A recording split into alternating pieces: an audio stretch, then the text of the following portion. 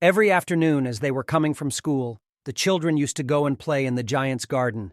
It was a large, lovely garden with soft green grass. Here and there over the grass stood beautiful flowers like stars, and there were 12 peach trees that in the springtime broke out into delicate blossoms of pink and pearl, and in the autumn bore rich fruit. The birds sat on the trees and sang so sweetly that the children used to stop their games in order to listen to them. "How happy we are here," they cried to each other. One day the giant came back. He had been to visit his friend the Cornish ogre and had stayed with him for 7 years. After the 7 years were over, he had said all that he had to say, for his conversation was limited, and he determined to return to his own castle. When he arrived, he saw the children playing in the garden. "What are you doing here?" he cried in a very gruff voice, and the children ran away. "My own garden is my own garden," said the giant. He was a very selfish giant. The poor children had now nowhere to play. They tried to play on the road, but the road was very dusty and full of hard stones, and they did not like it. They used to wander round the high wall when their lessons were over and talk about the beautiful garden inside. "How happy we were there," they said to each other. Then the spring came, and all over the country there were little blossoms and little birds. Only in the garden of the selfish giant it was still winter. The birds did not care to sing in it as there were no children, and the trees forgot to blossom. Once a beautiful flower put its head out from the grass, but when it saw the notice board it was so sorry for the children that it slipped back into the ground again and went off to sleep. The only people who were pleased were the snow and the frost. "Spring has forgotten this garden," they cried, "so we will live here all the year round." The snow covered up the grass with her great white cloak, and the frost painted all the trees silver. Then they invited the north wind to stay with them, and he came. He was wrapped in furs, and he roared all day about the garden and blew the chimney pots down. "This is a delightful spot," he said. "We must ask the hail on a visit." So the hail came. Every day for 3 hours he rattled on the roof of the castle till he broke most of the slates, and then he ran round and round the garden as fast as he could go. He was dressed in gray, and his breath was like ice. "I cannot understand why the spring is so late in coming," said the selfish giant, as he sat at the window and looked out at his cold white garden. "I hope there will be a change in the weather." But the spring never came, nor the summer. The autumn gave golden fruit to every garden, but to the giant's garden she gave none. "He is too selfish," she said. So it was always winter there, and the north wind and the hail and the frost and the snow danced about through the trees. One morning the giant was lying awake in bed when he heard some lovely music. It sounded so sweet to his ears that he thought it must be the king's musicians passing by. It was really only a little linnet singing outside his window, but it was so long since he had heard a bird sing in his garden that it seemed to him to be the most beautiful music in the world. Then the hail stopped dancing over his head, and the north wind ceased roaring, and a delicious perfume came to him through the open casement. "I believe the spring had come at last," said the giant, and he jumped out of bed and looked out. What did he see? He saw a most wonderful sight.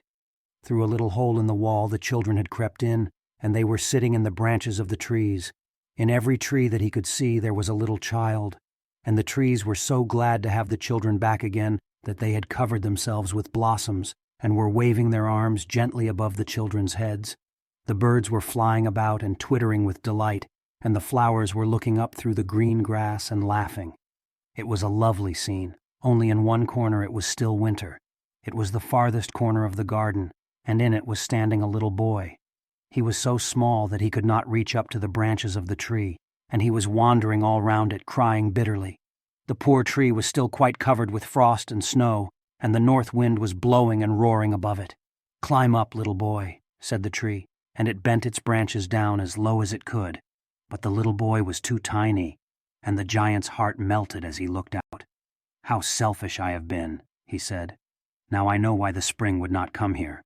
I will put that poor little boy on the top of the tree, and then I will knock down the wall, and my garden shall be the children's playground forever and ever." He was really very sorry for what he had done, so he crept downstairs and opened the front door quite softly and went out into the garden. But when the children saw him, they were so frightened that they all ran away, and the garden became winter again. Only the little boy did not run, for his eyes were so full of tears that he did not see the giant coming, And the giant stole up behind him and took him gently in his hand. And put him up into the tree. And the tree broke at once into blossom, and the birds came and sang on it, and the little boy stretched out his 2 arms and flung them round the giant's neck and kissed him. And the other children, when they saw that the giant was not wicked any longer, came running back, and with them came the spring. "It is your garden now, little children," said the giant, and he took a great axe and knocked down the wall. And when the people were going to market at 12 o'clock, they found the giant playing with the children in the most beautiful garden they had ever seen. All day long they played, and in the evening they came to the giant to bid him goodbye. "But where is your little companion?" he said. "The boy I put into the tree." The giant loved him the best because he had kissed him. "We don't know," answered the children. "He has gone away." "You must tell him to be sure and come here tomorrow," said the giant. But the children said that they did not know where he lived, and had never seen him before, and the giant felt very sad. Every afternoon when school was over, the children came and played with the giant. But the little boy whom the giant loved was never seen again. The giant was very kind to all the children, yet he longed for his first little friend, and often spoke of him. "How I would like to see him," he used to say. Years passed, and the giant grew very old and feeble. He could not play about any more, so he sat in a huge armchair and watched the children at their games and admired his garden. "I have many beautiful flowers," he said, "but the children are the most beautiful flowers of all." One winter morning he looked out of his window as he was dressing. He did not hate the winter now, for he knew that it was merely the spring asleep and that the flowers were resting. Suddenly he rubbed his eyes in wonder and looked and looked.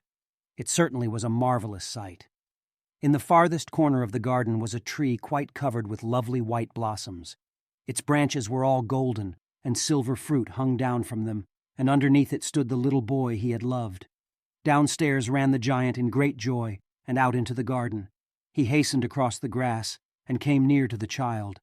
And when he came quite close, his face grew red with anger, and he said, "Who hath dared to wound thee?" For on the palms of the child's hands were the prints of 2 nails, and the prints of 2 nails were on the little feet. "Who hath dared to wound thee?" cried the giant. "Tell me that I may take my big sword and slay him." "Nay," answered the child, "but these are the wounds of love."